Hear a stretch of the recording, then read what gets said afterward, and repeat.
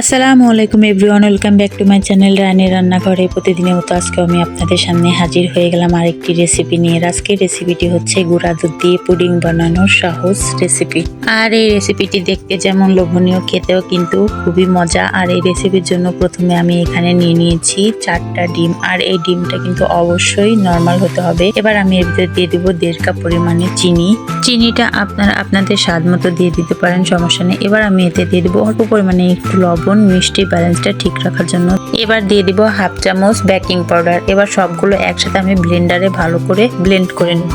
আপনারা চাইলে কাঁটা চামচ অথবা হ্যান্ড ব্লেন্ডার দিয়েও করতে পারেন। তো আমি দেখেন সুন্দরভাবে এটা কিন্তু ব্লেন্ডার করে নিয়েছি।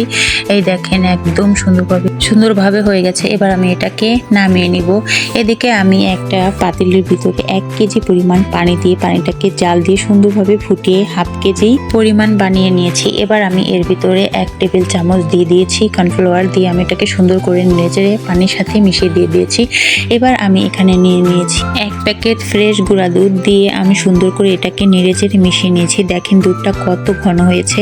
এবার আমি এর ভিতরে দিয়ে দেবো কিছুটা এলাচের গুঁড়া। এলাচের গুঁড়া দিলে হয় কি, ডিমের যে একটা গন্ধ আছে সেটা থাকবে না।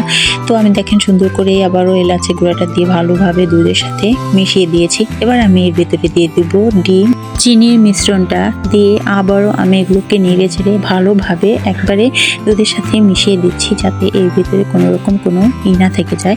তো দেখেন আমি সুন্দরভাবে মিশিয়ে নিয়েছি। এবার আমি যেটা করব সেটা হচ্ছে আমি ক্যারামেল বানিয়ে নেব। তার জন্য একটা তাওয়া বসিয়ে দিয়েছি চুলায়। আর এরকম একটা স্টিলের বাটি নিয়েছি, যেটার ভিতরে আপনারা এই পুডিংটা সেট করবেন সেরকম একটা বাটি সুন্দর করে নিয়ে নেবেন। তো দেখেন আমি এর ভিতরে চিনিটা দিয়ে ভালোভাবে নেড়ে একদম ক্যারামেলটা বানিয়ে নিয়েছি। আপনার এই পুডিংয়ের মেনই হচ্ছে এই ক্যারামেলটা যদি আপনার ভালো হয় তাহলে কিন্তু পুডিংটাও খেতে ভালো হবে। তো দেখেন আমি সুন্দর করে ক্যারামেলটা কিন্তু বানিয়ে নিয়েছি। এবার আমি এগুলোকে ভালো করে সেট করে দিচ্ছি, সেজন্য ঘুরিয়ে চারদিকে আমি ছড়িয়ে দিচ্ছি।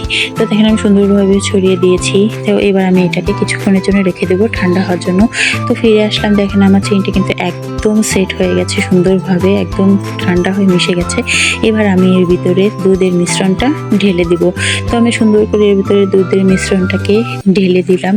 তো এবার আমি এটাকে চুলায় বসিয়ে দিব।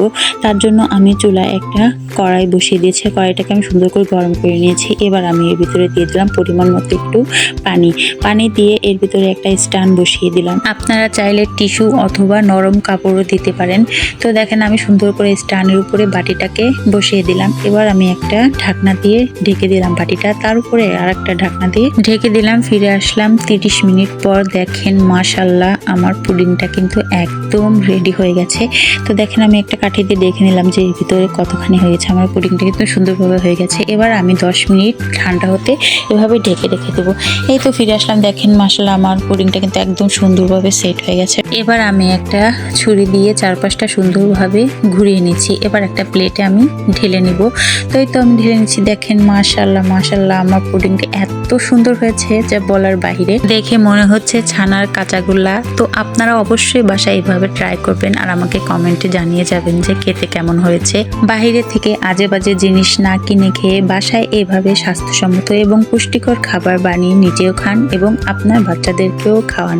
তো আজকের এই ভিডিওটি ভালো লাগলে অবশ্যই লাইক, কমেন্ট, শেয়ার করে দিবেন। তো আজকের মতো ভিডিওটি এখানে শেষ করছি। আল্লাহ হাফেজ।